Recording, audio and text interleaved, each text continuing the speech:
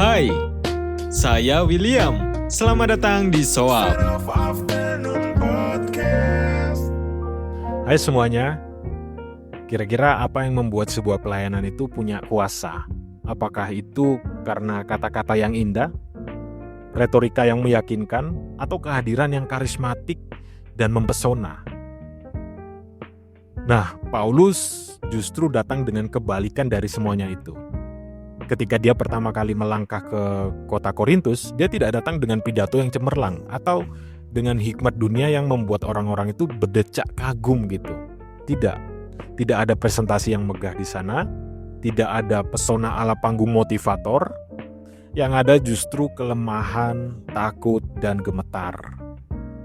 Dan ya Paulus tidak malu untuk mengakuinya. Malah dia mengatakan, "Aku datang kepadamu," katanya Paulus, "dalam kelemahan dengan sangat takut dan gentar."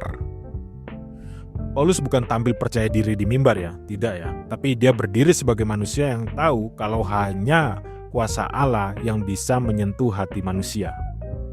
Ya mungkin bagi jemaat-jemaat di Korintus, Paulus mulai terlihat kurang keren, kurang berwibawa, kurang bisa dibanggakan di depan teman-teman mereka. Ya mereka mulai mendengarkan orang lain yang tampil lebih mengesankan di mata publik. Ya Paulus tahu itu, tapi Paulus tidak mencoba bersaing dengan gaya dunia ya. Dia malah mengingatkan mereka. Paulus bilang, "Aku datang kepadamu bukan dengan kemegahan kata-kata, tapi dengan kesaksian tentang Yesus Kristus dan Dia yang disalibkan." Itu saja, Yesus yang disalibkan.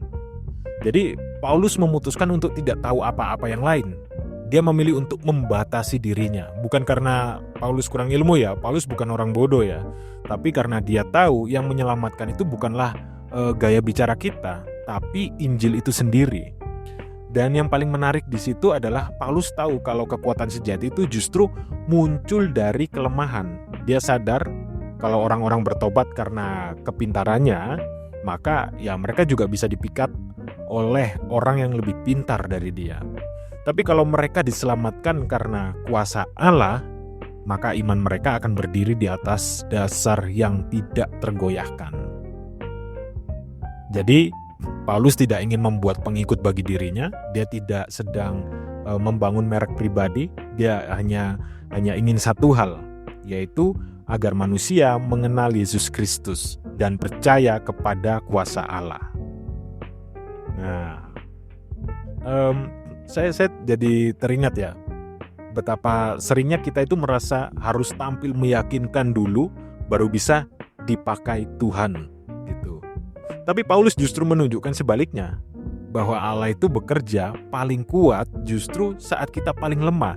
Dan kelemahan itu bukan penghalang untuk kuasa Tuhan bekerja. Dia bukan menunggu kita jadi hebat dulu, tidak. Dia tidak menunggu kita jadi hebat dulu baru dia mau berkarya. Justru dia memakai kesederhanaan, ketakutan, kerendahan hati untuk menunjukkan bahwa keselamatan itu adalah karyanya, bukan usaha kita. Nah, itu yang kita renungkan hari ini ya. Untuk itu terima kasih sudah mendengarkan. Sampai jumpa di episode berikutnya.